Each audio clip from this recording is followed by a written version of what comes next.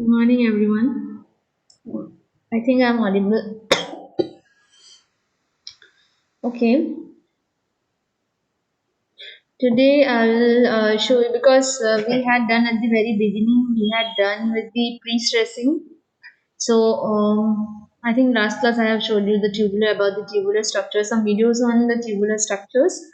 Today I'll show you some videos on the pre-stressing concrete. Okay, because in the very beginning we have talked about the pre-stressed concrete, but maybe some of you may have some doubts over there, or that's why I'll show you for a clear concept. I'll show you some videos by visually. If you see, you will understand more. Maybe you will be more clear. So I'll show you some videos on pre-stress, and at the end of the class, I'll share some assignment with you. I have made some groups, so we will discuss that. Okay, after the class. Okay, let me start the video. Okay.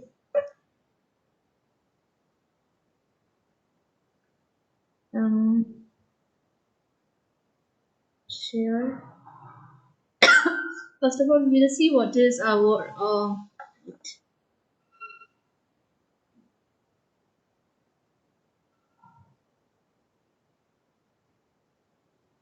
where it is. Okay, first of all, we'll see what is your pre-stress, a short video on pre-stress, and then the post-tensioning and pre-tensioning and post-tensioning were the two types of pre-stressing, right? So that differences between those we'll see in video. Okay, first of all, we'll see what is pre-stress concrete in this video. Hello friends, Okay, concrete can withstand great amount of compressive stress, but concrete video is audible.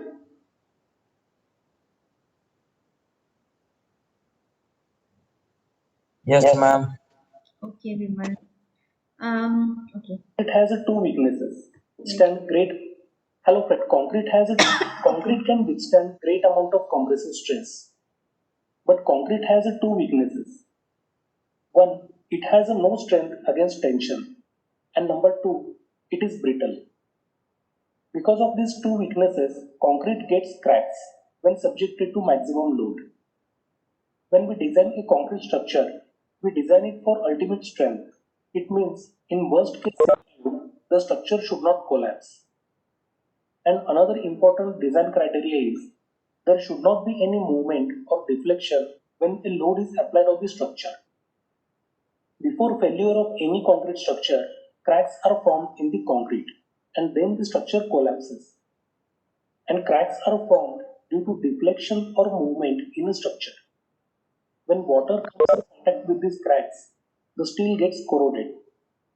To avoid these cracks, to increase the strength of member and to reduce the deflection, pre-stressing is done. Pre-stressing means tensioning the reinforcement. For example, just take the case of bridge over a river. If we try to construct this bridge with traditional concrete, then we will have to increase the depth of span, so there will be no enough space under the bridge for ships to pass. So to have a lower depth, longer span and more strength, pre-stressing is done. To understand pre-stressing, look at this concrete member. When we apply load on the concrete member, the member bends like this. You can see compression develops on top portion and tension develops at bottom portion. And due to this elongation at bottom, concrete gets cracks. This is why we add some steel bars at the bottom section and stretch it so that it can resist most of the tension and save concrete from cracking. This is called as pre-stressing. In pre-stressing, the tendons are stretched along the axis and concrete is poured. Later, when the tendons are released, the compression is generated at the bottom, which tries to counterbalance the compression due to loading at the top part of the beam. The upward force along the length of the beam counteracts the service loads applied to the member. Pre-stressing removes design limitations of conventional concrete and permits the building of roofs, floors, bridges, and walls with longer unsupported spans. Because of this ability, pre-stressed concrete is used in school auditoriums, shopping centers, gymnasiums, parking garages, and cafeterias. It is now commonly used for floor beams, piles, and railway sleepers, as well as structures such as water tanks and runways. Pre-stressing can be done in two ways. One is pre-tensioning and other is post-tensioning. Let us discuss about pre-tensioning first. In pre-tensioning, the steel is stretched before the concrete is placed. High-strength steel tendons are placed between two ends and stretched to 70 to 80% of their ultimate strength. Later, the concrete is poured around the tendons and allowed to cure. Once the concrete reaches the required strength, the stretching forces are released. When highly stressed steel attempts to contract, the concrete gets compressed. Then the concrete will be in a permanent state of maintaining pre-stressed strength. Mostly the pre-tensioning concrete elements are precast in a factory and must be transported to the construction site. In place of tendons, wire strands or cables, high tensile steel bars can also be used for tensioning. Examples of pre-tensioning concrete precast products are foundation pile, railway sleepers, electrical or lighting pole, floor slab, beam, pipe, partition wall, etc. Post-tensioning. In post-tensioning, the steel is stretched after the concrete hardens. Unlike pre-tensioning work, post-tensioning is usually carried out at project site. In case of post-tensioning, a sleeve or duct is placed into the concrete structure. Concrete is casted and allowed to cure. When the concrete reaches its required strength, the tendons are stretched and locked with anchors. The excess ends of tendons are then cut away and the duct will be grouted and covered with concrete for rust prevention. Examples of post-tensioning are roads, bridges, railways, tunnels, dams, containment tanks, reservoirs, underground constructions, foundations, buildings, industrial facilities, air and sea ports, special structures, or any form of pre-stressed concrete structures, etc. Now let us discuss advantages of pre-stressed concrete. With the help of pre-stressed concrete, sleek and slender concrete structures can be constructed. Due to this, dead load of the structure gets reduced. Consumption of materials like concrete, steel is reduced. Longer beams, spans, and girders can be constructed, which gives untroubled floor space and parking facilities. It has a long-term durability. Possibility of steel corrosion and subsequent concrete deterioration is declined because concrete is crack-free. Pre-stressed concrete bridges are not easily damaged by fire. They have excellent fire resistance and low maintenance costs. In comparison to reinforced concrete, pre-stressed concrete offers greater load resistance and shock resistance. The compressive strength of concrete and tensile strength of steel is used to their fullest. Disadvantages of pre-stressed concrete. Pre-stressed concrete requires high quality dense concrete of high strength. Perfect quality concrete in production, placement, and compaction is required. It requires high tensile steel, which is 2.5 to 3.5 times costlier than mild steel. Pre-stressing process requires complicated tensioning equipment and anchoring devices, which are very costly. Pre-stressed concrete construction requires very good quality control and supervisions.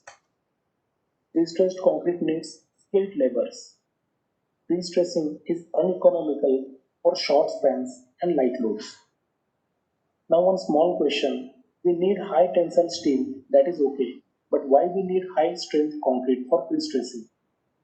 The reason is, if the concrete is not strong enough, it can be cracked or failed when it is stressed by tendons. Moreover, high strength concrete is less subjected to shrinkage cracks. It has a higher modulus of elasticity and smaller creep strength. So friends, see you in the next video. Thanks for watching.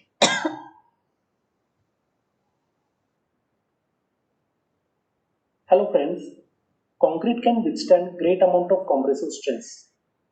But concrete has two weaknesses.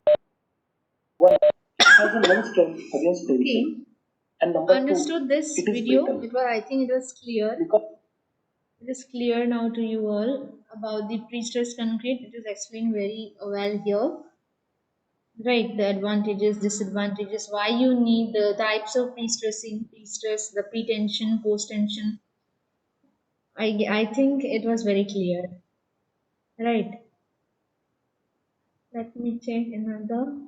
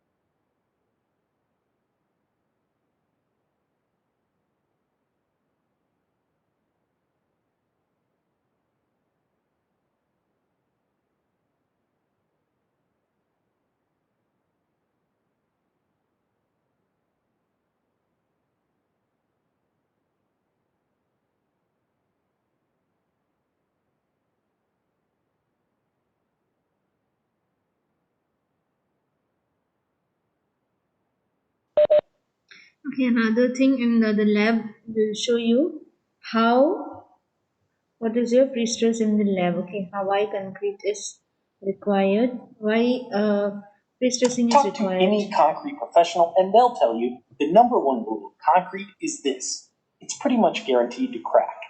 But not all cracking is considered equal, and there's a way to reinforce concrete to minimize its negative impacts.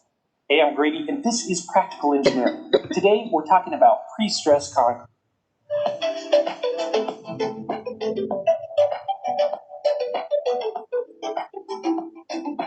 This video is sponsored by Dashlane. Never forget a password again. More on that later.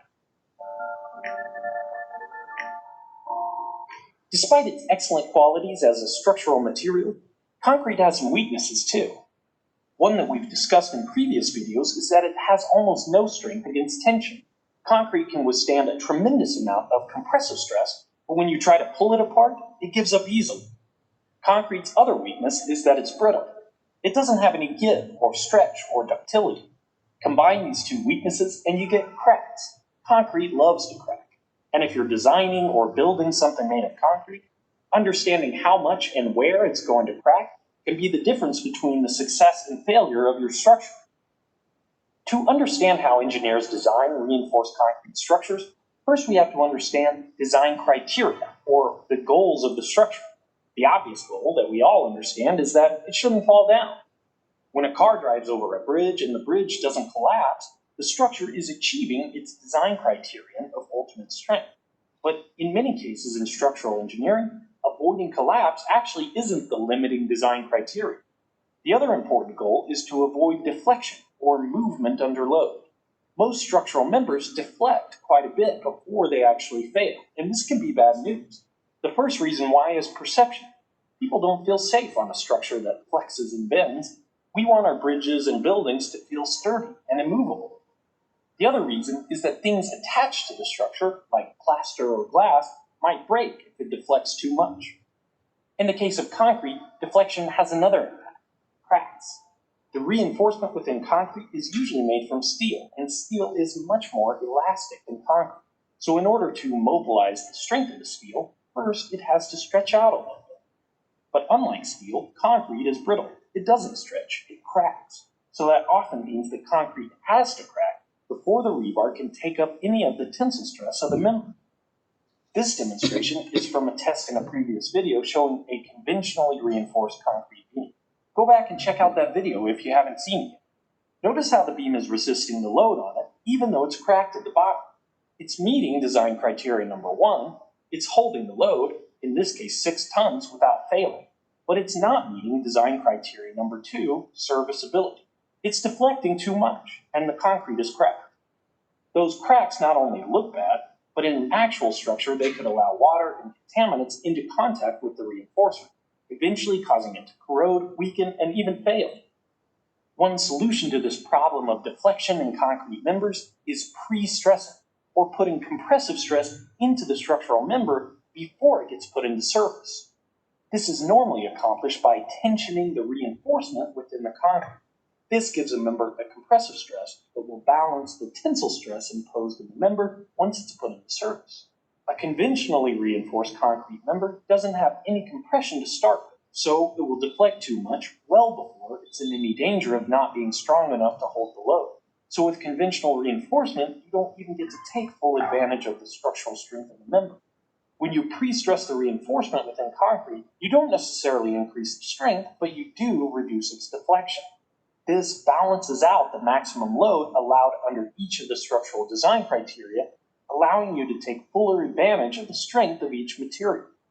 There are two main ways to pre-stress reinforcement within concrete, and of course I built a demo to show how this works. The first one is pre-tensioning, and yes, that's a little bit confusing. It's pre-stressed because the steel is stressed before the member is put into service, but pre-tensioned because the steel is stressed before the concrete cures. To make this work, I had to build a little frame to go around my concrete beam. This frame will hold the steel in tension while the concrete cures. I installed threaded rods through the molded frame and then tensioned these rods by tightening the nuts. I tried to use the pitch of the ringing to get them at around the same tension, and you can see how much my frame is flexing from the force in these steel rods. The other method for pre-stressing steel is post-tensioning. In post-tensioning, the steel is stressed after the concrete cures, but still before the member is put into service. In this beam, I cast in smooth plastic sleeves in the mold. The steel rod can slide easily within these sleeves. Once both molds were prepared, I filled them up with concrete. And I finally got a construction-grade concrete vibrator as well. This machine helps get all the air bubbles out of fresh concrete before it cures, a process called consolidation. After the concrete's had some time to cure, it's time to test the beams out. On the pre-tension beam, I can unscrew the nuts and take off this frame. Because the concrete hardened around the bolts, the steel rods are still under tension inside the beam. I put it under the hydraulic press for testing, and the results are easy to see. In a conventionally reinforced beam where the steel is simply cast into the concrete without any tension, cracks start forming at around 4 tons. In the pre-tension beam, the cracks didn't appear until double that force, at around 8 tons. The tension already in the steel is able to take up the force of the press without requiring the beam to flex. For the post-tension beam, I inserted the steel reinforcement after the concrete had cured. Then I tightened the bolts on the rods to pre-stress the steel. Under the hydraulic press, the results are nearly identical. The tension in the steel held the beam in compression for much longer than a conventionally reinforced member could. Of course, the cracks eventually appear, but it takes much more force before they do. That's because adding force to the beam isn't necessarily creating tension at the bottom, but simply reducing the compression that's already been introduced through the tension in the steel rods.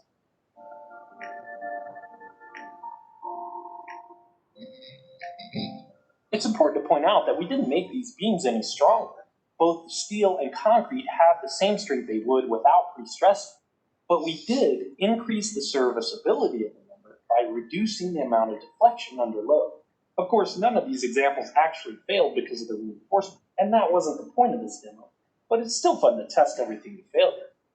Pre-stressed concrete is used in all kinds of structures, from bridges to buildings to silos and tanks. It's a great way to minimize cracking and take fuller advantage of the incredible strength of reinforced concrete. Thank you for watching, and let me know what you think.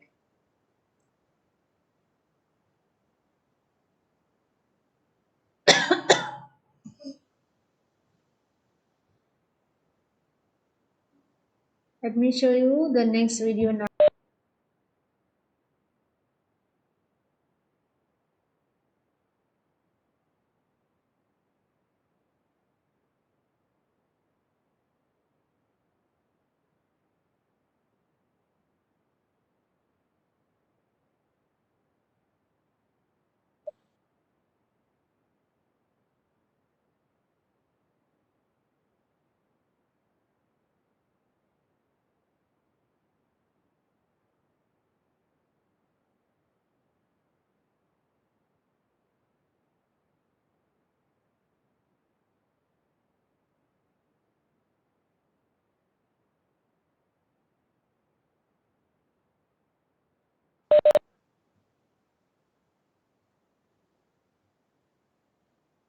Here you see the differences between the pre-tensioning and post-tensioning. What we are doing in pre-tensioning, again what? The tendons are tensioned before the concrete is placed, and here in post-tension, what? After the concrete is cured, then these tendons are tensioned, right? So let us start. Concept. In case of pre-tensioning, the pre-stressing cables, also called as strands, are tensioned before casting the concrete.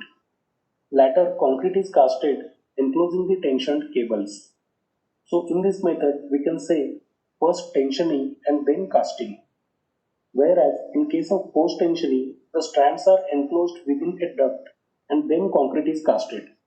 The process of tensioning the strands is carried out after the concrete attains its sufficient strength. So in this method, we can say first casting and then tensioning. Where it can be done. Mostly pre-tensioning is done in factories, hence it is suitable for precast construction works. Whereas post-tensioning can be done in factories as well as on site.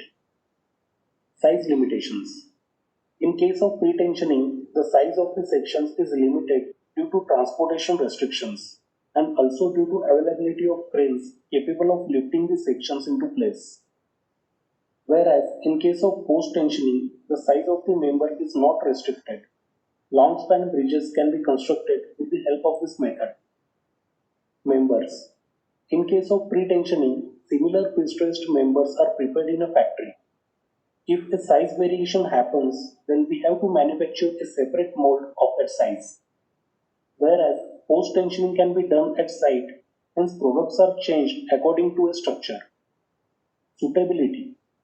Pre-tensioning is preferred when the structural element is small and easy to transport, whereas post-tensioning is preferred when the structural element is heavy.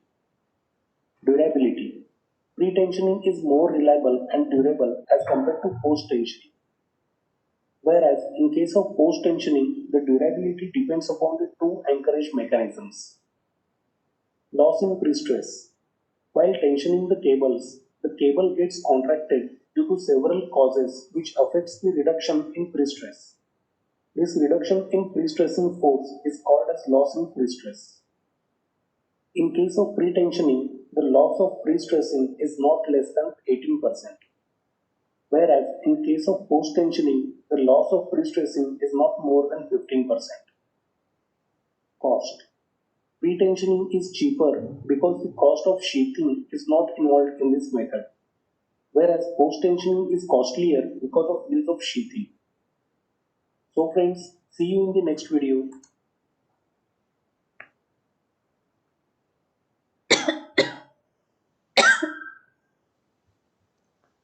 This was the difference between the pre-tension and post-tensioning. Okay.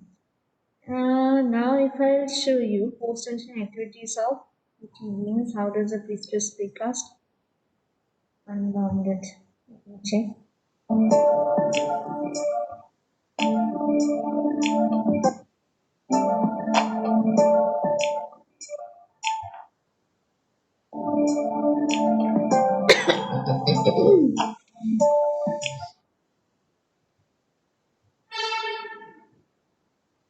Step 1. Install soffit bomber. Step 2. Install side bomber. Step 3. I'm not showing my Install screen or reinforcement. not. Step 4. Install brassiere. What is required? Step 1. Install soffit bomber. Post-tensioning, how they are done, you see. Step 2. Install side If you bomber. see like this castle Step framework 3. is done, installed. Reinforcement. Reinforcement is installed here. Step This 4. step 3. Install brassiere. What is required? Different installation Step bars are 5. used. Installation for post duct. This duct is here, you can Step see. 6. This duct is placed here, where this because this is post tensioning, right? So after the concrete is casted, after it is casted, then what happens? Your tendons are tensioned. So the tendons will be placed in this duct. From this duct, it will be entered. Okay. So sheathing. This is called the sheathing in the post tensioning. Okay. Okay. So from here, these strands will be placed Grind on. into duct. See this, these are the tendons which are placed inside this duct. Two strands are given, three strands of tendons. Then formwork is again done. Okay, so that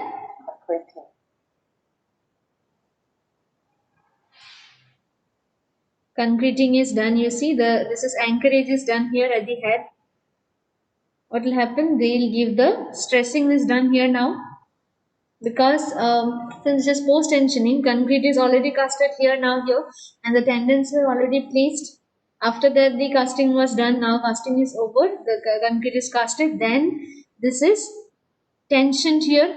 After tensioning, these strands are cut. See here, this is cut here. This will also be cut now. Okay, in this way it will be cut. Then what will happen? This is the anchorage. Anchorage is placed here. Why? Because otherwise what will happen? See here. If this is kept open like this,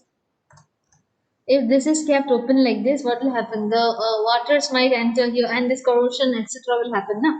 From here if the water enters to the strands or the tendons.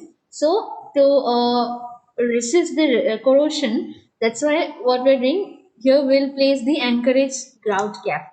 Okay, this is the grout cap. Why we are placing? Because from this hole, grouting will be done now. Cement is, see, it is placed inside here. Now after grouting, this is open and see, it is already grouted now. So this is your post tensioning. This is the member after post tensioning which you get. And this is the step how you follow while constructing a post tension beam. This one. Okay. This was a short one. Now, if I show you the last one, wait.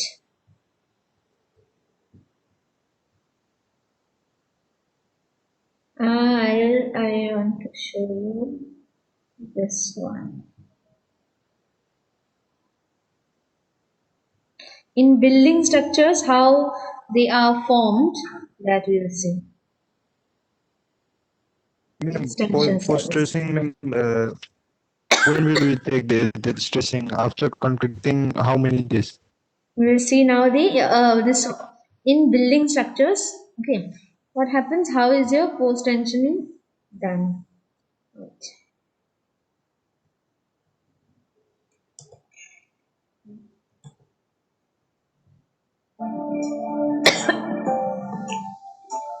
This is the building which is to be built. So how the post tensioning is done? Just see. Concrete was casted, foundation pillars, columns were given, slab was given. Okay. Now you see here, these are the columns. Okay.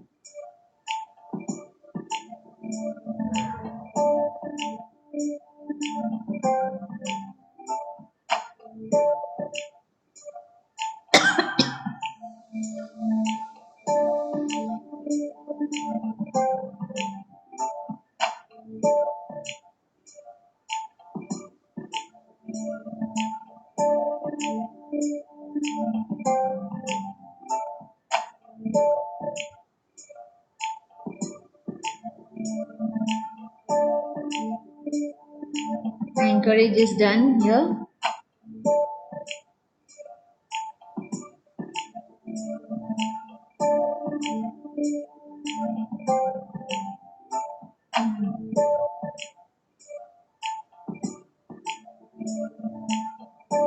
High tensile strength bars are used here.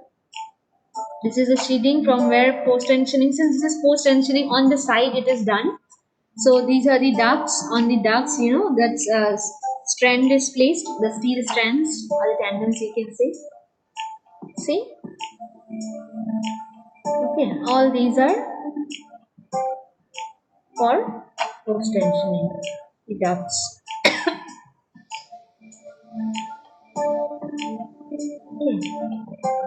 This blue colors you are looking, these are the tendons with the sheathing. Now concrete will be casted. Okay, after pouring the concrete will be casted, and then since this is post tensioning, after casting is done, the tendons will be stressed. Okay, see the tendons went inside.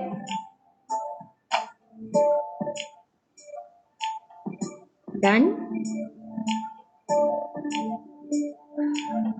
And sides also done. Now here, what we'll do? These are removed. Pocket formers are removed.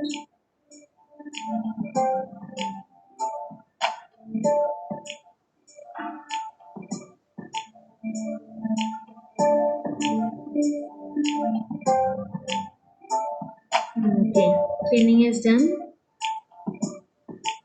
After that, the placing of wedges here. With this, what we'll do?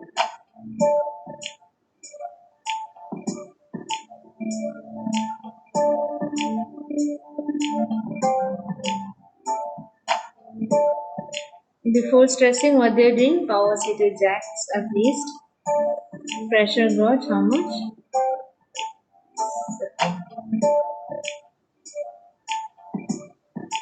Effect of friction is minimized. See, these are stressed, tension. With the help of this jack, what happened? They will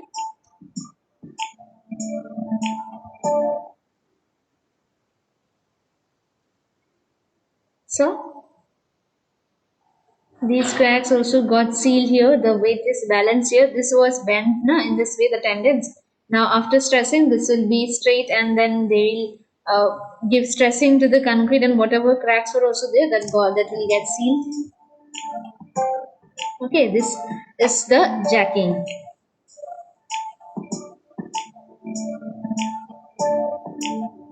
See the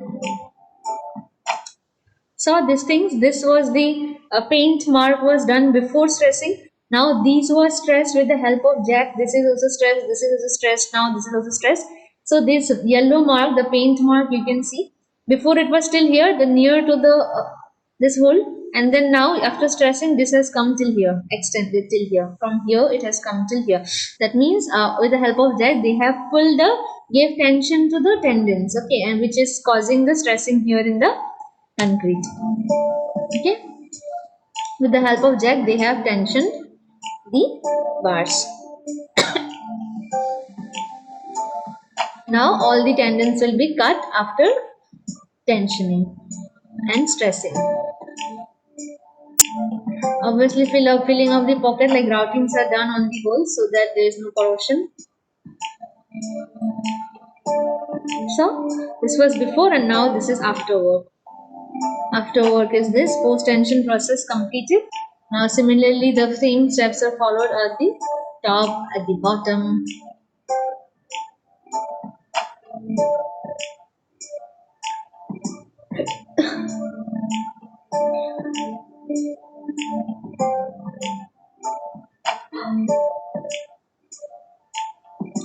This is flat slab, this is no.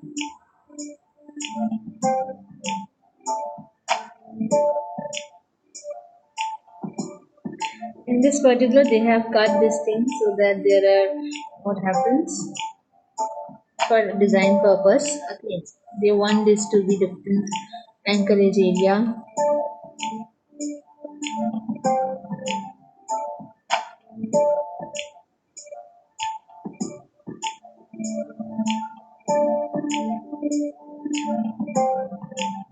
Again this will be tensioned.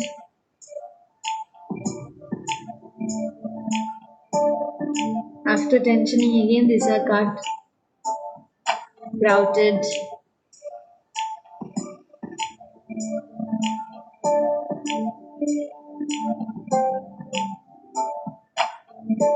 Wooden staircases applied, constructed or formed.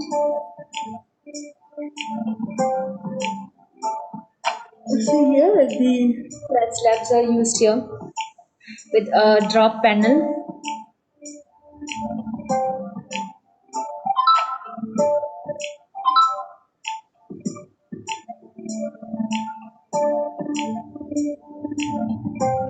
See this one, less floor-to-floor working space due to vertical U-bends in service ducts.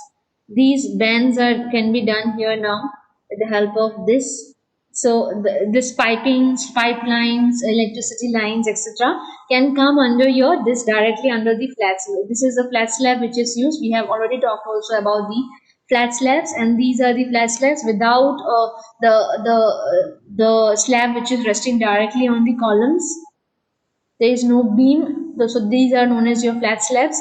And also in some of the flat slabs you had the this thing na, column head or the drop panel, but they don't have the beams. These are the flat slab. Why flat slabs were used? To give a nice look, so that these pipes etc. this may be sealed with the this under this concrete slab. Okay, so and floor to height ratio also it will increase, because they'll get more space. Okay, when you're using flat slabs as well as your post tensioning here. Okay, post tensioning system, if you're following that. Now you can see it's so pleasant to look.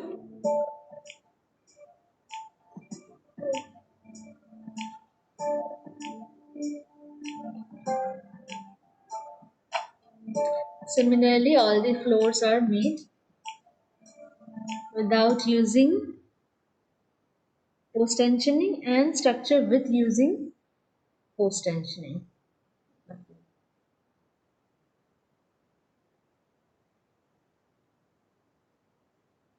You can see the material used here without post tensioning is more as compared to this with on which we are using post tensioning is done here. You see these columns are so slender as compared to these thick columns. They are more they has more width. These columns have more width, right? Because and obviously that's why they are requiring more materials, so their dead load is more here the dead load is less. Height, you can see in lesser height you can do many things, but here due to this heavy beams, you can say here what happens, the material is more here and it's taking more space also. This is taking some more space here, right? 5, 6, 7, 8, 9, 10. 1, 2, 3, 4, 5, 6, 7, 8, 9, 10, 11. And one story more you can place here. In the same, at the same height, you can create how many here? Almost same height, you see. On the almost same height, you can create, when you're using post tensioning, you can build more story as compared to your without using the post tensioning. You see here it is how many floors are there? 1, 2, 3, 4, 5, 6, 7, 8, 9. And here 1, 2, G plus 9 this one. 1, 2, 3, 4, 5, 6, 7, 8, 9, 10. One story more. So that is very much big thing. Okay. So G plus 10, this is giving you G plus 10, this is giving you G plus 9 floor with extra dead load, but this is without extra dead load when you're using post tensioning. Here also heavy structure dead load is more, here dead load is less, but see in lesser amount and in lesser materials with lesser dead loads, and you are getting extra floor also. So obviously this is economical, more economical for you and beneficial for you as compared to the conventional structure without the post tensioning, right? That's why nowadays we also use post tensioning in some of these structures where business purpose, where you want commercially. Okay, 1 minute.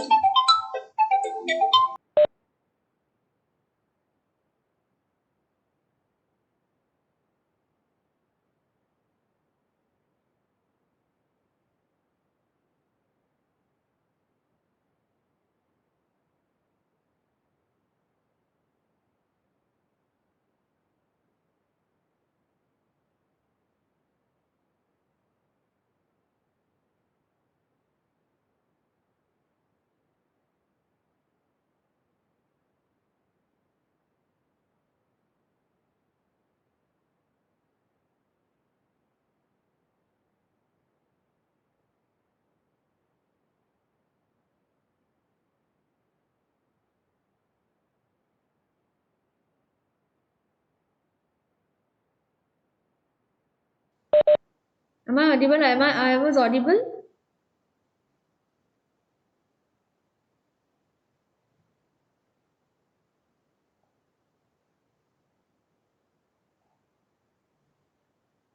Okay. So this was the difference when you're using a post tensioning and uh, and you're using the conventional method. Okay. These are the things which you require for your post tensioning. Anchorage, you require this thing that once you enhance the structural performance to next level. Yeah. Okay. So this was the difference between your when you're using the pre-stressed concrete and when you are not using pre-stressed concrete, whether it be in your buildings, your bridges. Okay. So this was your pretensioning. Now let me see if I get some more videos. I think I'll not show much. I showed you. Okay, okay, this much is enough.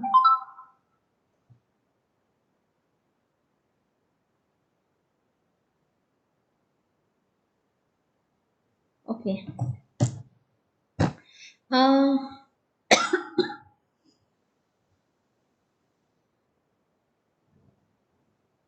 okay. I was talking about the this thing. Your